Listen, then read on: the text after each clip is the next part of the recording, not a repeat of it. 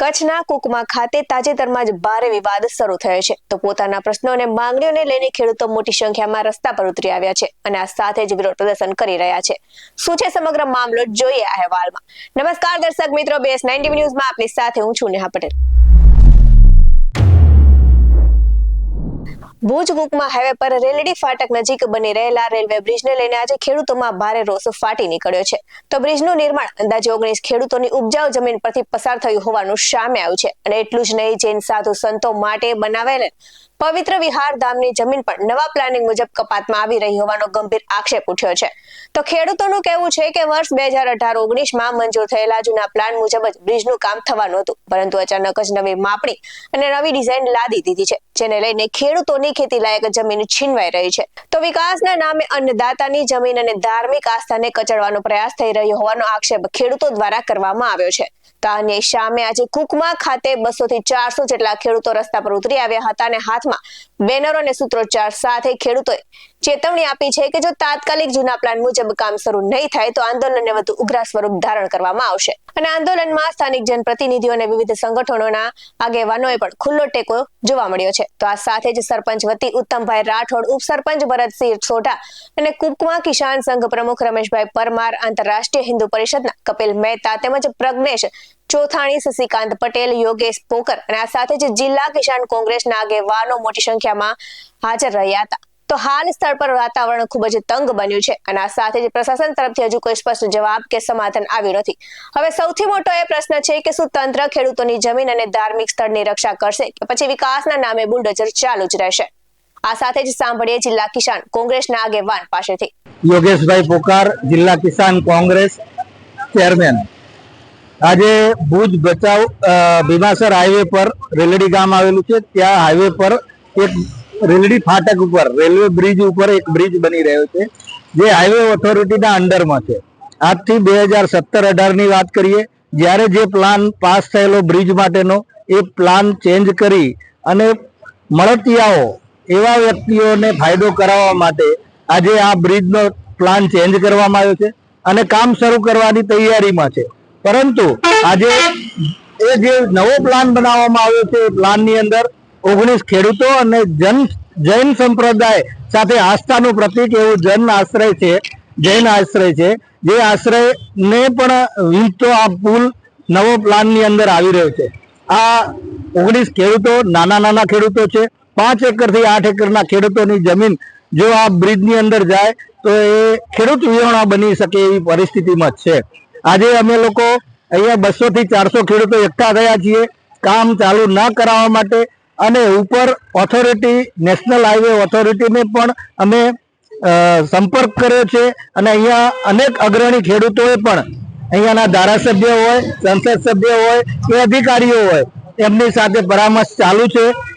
જો પણ આ કાર્ય નવા બ્રિજનું ચાલુ કરવામાં આવશે તો અમે અનેક ખેડૂતો 1000, 2000, 5000 ખેડૂતોના સંગઠન સાથે અમે અહીંયા આંદોલન કરવાના છીએ। નવો બ્રિજ એ બનવા નહીં દઈએ। જૂનો પ્લાન પ્રમાણે જો કામ ચાલુ કરવું હોય તો એ કરવા માટે અમે ખેડૂતો વિકાસની સાથે છીએ। જો ભારત સરકાર એમ માનતી હોય કે અમે ખેડૂતોની આવક ડબલ કરવામાં છીએ તો એ જો ખેડૂતોનું હિત ઈચ્છતા હોય તો આ જૂના બ્રિજ પ્રમાણે કામ ચાલુ કરે, એમાં ખેડૂતોને કોઈ તકલીફ નથી। તો પોતાના પ્રશ્નો અને માંગણીઓને લઈને કિસાન અગ્રણીનું શું કહેવું છે, સાંભળીએ। ભારત માતા કી જય। શશિકાંતભાઈ પટેલ, આ વિસ્તારના કિસાન અગ્રણી, આંતરરાષ્ટ્રીય હિન્દુ પરિષદ ગુજરાત પ્રદેશના મહામંત્રીની જવાબદારી। આજે અત્યંત દુઃખ સાથે, વેદના સાથે કહેવું પડે છે કે આ સત્તા માટે ભારતીય કિસાન સંઘના ખેડૂતોએ રાત દિવસ જોયા વગર ખૂબ આંદોલનો કર્યા, લાઠીઓ ખાધી, ગોળીઓ ખાધી, ત્યારે એમ હતું કે હવે કિસાનોની સરકાર આવી છે, ખેડૂતોને ક્યાંય તકલીફ પડશે નહીં, પરંતુ એ કામના કલ્પના દૂરનો વિષય બની છે। આજનો જે કાર્યક્રમ છે એ ભારત સરકાર દ્વારા national highway authority of India કચ્છમાં ભુજથી ભીમાસર સુધીનો નેશનલ હાઈવે નંબર 341 નિર્માણ પામી રહ્યો છે। લગભગ એનું કામ પૂરું થવા આવ્યું છે. આજે ભુજ તાલુકાના મોટી રેલડી ગામ પાસે રેલવે ફાટક છે, જ્યાં ઓવરબ્રિજ બનાવવાની વાત છે. તો આ national highway authority of India દ્વારા 2017-18 ની અંદર ફર્સ્ટ પ્લાન જે બનેલો હતો, જેના MR નંબર છે 01/148/1718, આ પ્રમાણે પ્લાન બની ગયો. જરૂરી જમીન સંપાદન થઈ ગઈ અને તમામ કાર્યવાહી પૂર્ણ કર્યા પછી સદભાવના કન્સ્ટ્રક્શન કંપનીને એનું કામવાહી રદ કરી અને નવો આખો પ્લાન બનાવવામાં આવ્યો. એ પ્લાન એટલું મીટર અંદર લઈ જાય છે, પાછા 1.5 કિલોમીટર બહાર આવે છે, આખો યુટર્ન મારે છે. અને આ યુટર્ન નવા પ્લાનની અંદર પહેલા તો જૈન આશ્રમ આવે છે, ત્યારબાદ 19 ખેડૂતો નાના મોટા જે 5 એકર 6 એકર 7 એકરના ખેતી કરે છે, એ ખેતીવાડીની વચ્ચોવચ્ચથી આ લોકો ઓવરબ્રિજ બનાવે છે. એ ઓવરબ્રિજ બનવાના કારણે જૈન આશ્રમ આખો વિચ્છેદ થઈ જાય છે. નાના નાના ખેડૂતોની ખેતી એ પણ વિચ્છેદ થઈ જાય છે. ભયંકર નેશનલ હાઈવે ઓથોરિટી ઇન્ડિયાનું આ ષડયંત્ર છે. આ ષડયંત્રને રોકવા માટે, સ્થાનિક કિસાનોને ન્યાય મળે એના માટે આજે અમે લોકો અહીંયા આંદોલન અને સંઘર્ષ માટે બેઠા છીએ. આ નેશનલ હાઈવે માટે ભારત સરકારના માનનીય મંત્રી શ્રી આદરણીય નીતિનભાઈ ગડકરી સાહેબ સાથે ઓગસ્ટ મહિનાની 25 તારીખની અમારી બેઠક થઈ. એ બેઠકમાં ભારત સરકારના નેશનલ હાઈવેના સેક્રેટરી શિંદે સાહેબને સૂચના આપવામાં આવી કે જે નવો પ્લાન જે બનેલો છે મોટી રેલડી ઓવરબ્રિજ ઉપર, એને રદ કરો, એને કેન્સલ કરો અને જૂના પ્લાન પ્રમાણે કામ ચાલુ કરવું, તાત્કાલિક અસરથી ચાલુ કરવું. આટલી સૂચના મળ્યા પછી પણ નેશનલ હાઈવે કચ્છ દ્વારા અને સ્થાનિક જમીન સંપાદન અધિકારી દ્વારા ખેડૂતો ઉપર પોલીસને રાખી આજે દાદાગીરી કરવાનો પ્રયત્ન કરી રહ્યા છે. એ પ્રયત્નને અમે સફળ થવા નહીં દઈએ. ભારત સરકારને અને માનનીય નીતિનભાઈ ગડકરી સાહેબને અમે વિનંતી કરીએ છીએ, આ અન્યાયને અમને ન્યાય જોઈએ. આ લડત છે એ ન્યાયની છે. જરૂર પડશે તો ખેડૂતો સરદાર પટેલ અને ગાંધી ચિંધ્યા માર્ગે આંદોલન કરશે. જરૂર પડશે તો રસ્તો રોકશે, રસ્તા રોકવાનું આંદોલન કરશે. અને આનાથી પણ વ્યાપક જરૂર પડશે તો 1000, 2000, 5000, 10,000 કિસાનો પણ અહીંયા સંગઠિત થશે અને આ અન્યાય જે થઈ રહ્યો છે જૈન સમાજ અને ખેડૂતો સાથે, એ અન્યાય સહન નહીં કરીએ. નવા પ્લાનમાં કુકમા ગ્રામ પંચાયતે પણ મંજૂરી નથી આપી. કુકમા ગ્રામ પંચાયત અને સમસ્ત ગ્રામજનોએ પણ વિરોધ નોંધાવેલો છે, લેખિત વિરોધ નોંધાવેલો છે. જૂના પ્લાનમાં કુકમા ગ્રામ પંચાયતે મંજૂરી પણ આપેલી છે. તો શા માટે આ વિકૃત કાર્ય નેશનલ હાઈવે દ્વારા થઈ રહ્યું છે? તો બસ આજે અમારો આ સંઘર્ષ છે એ સંઘર્ષ ન્યાય અને અન્યાય માટે છે. વંદે માતરમ. જય જવાન, જય કિસાન. આ સાથે જ વધુ વિગતે સાંભળીએ જોડાયેલા અન્ય અગ્રણીઓ પાસેથી.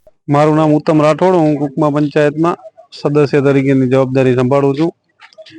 આજ રોજ આજે ખેડૂતો ભેગા થયા છે, એનો મુખ્ય ઉદ્દેશ એ જ છે કે આજે રોડ બનવાનો સાથે બ્રિજ બનવાનો પાયારૂપ વિકાસ થઈ રહ્યો છે, પરંતુ આ વિકાસ ક્યાંક ને ક્યાંક અમારા ગામના લોકલ ખેડૂતોની જમીનો વચ્ચેથી થઈ રહ્યો છે. એ ખેડૂતો માટે ખૂબ જ નુકસાનજનક છે. સાથે સાથે જૈન દેરાસર પણ બાજુમાં આવેલું છે, એનો પણ મંદિરનો પણ નષ્ટ થઈ રહ્યો છે. અને ખરી રીતે તો આના પહેલા એક જૂનો પ્લાન મંજૂર થયેલો હતો. એ જૂના પ્લાનમાં પ્રમાણે જ સરકારશ્રીને તેમજ સંબંધિત અધિકારીઓને મારું નમ્ર નિવેદન છે પંચાયત વતી અને ગ્રામજનો વતી કે જૂના રોડ પ્રમાણે જ દેશનો વિકાસ ચાલુ કરે, કારણ કે રોડ પણ જરૂરી છે અને બ્રિજ પણ જરૂરી છે. તો આ વિકાસ કાર્ય ઝડપીમાં ઝડપી જૂના પ્લાન ઉપર ચાલુ કરવામાં આવે, જેથી જગતના તાત એવા ખેડૂતને કોઈ પણ જાતની નુકસાની કે અગવડતા ન રહે, એ લોકોની ખેતી લાયક જમીન જાય નહીં અને એ લોકોને પણ સંતોષ મળી રહે. એ માટે અમે અહીંયા કને શાંતિપૂર્ણ રીતે વિરોધ કરવા આવ્યા છીએ અને સંબંધિત અધિકારીઓને પણ સમજાવવાનો પ્રયાસ કરેલો છે. મારું નામ રમેશ પરમાર છે. હું કુકમા ભારતીય કિસાન સંઘનો પ્રમુખની જવાબદારી નિભાવી રહ્યો છું.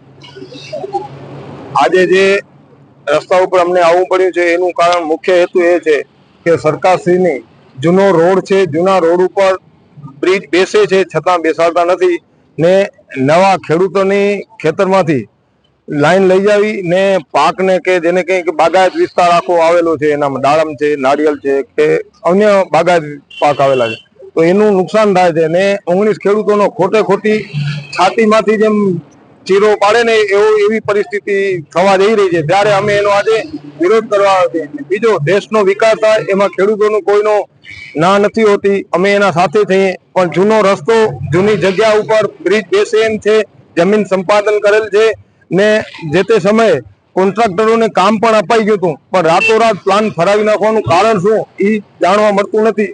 તો એના માટે અમે ખાસ આજે વિરોધ કર્યો છે અને નવો રસ્તો નવી જગ્યાએ ન જાય ને જૂના રસ્તા ઉપર બને બ્રિજ, એવી અમારી માંગણી છે. હું શાહ રજનીકાંત રતિલાલ અત્રે લક્ષ્મી વિહાર ધામ એટલે ભુજ અંજાર હાઈવે ઉપર કુકમા રેડિયો સ્ટેશન સામે ત્યાંથી વાત કરું છું. અત્રે અમારું જૈન સાધુ સંતો માટેનું એક વિહારધામ આવેલું છે. તમામ સંપ્રદાયના સાધુ ભગવંતો અહીં આવે છે, અહીં ગોત્રી વાપરે છે, રાત્રે સ્થિરતા કરે છે અને ધાર્મિક અનુષ્ઠાનો કરે છે.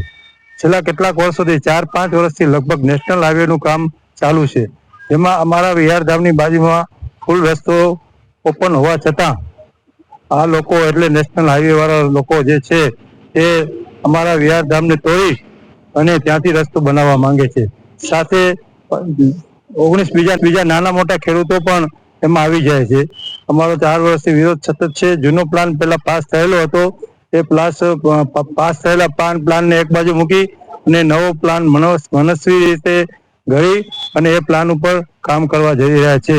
અમારો સમસ્ત જૈન સમાજનો સખત વિરોધ છે, જેના કારણે અમારા સાધુ સંતોને અહીં આવવાની ખૂબ જ મુશ્કેલી પડે એમ છે.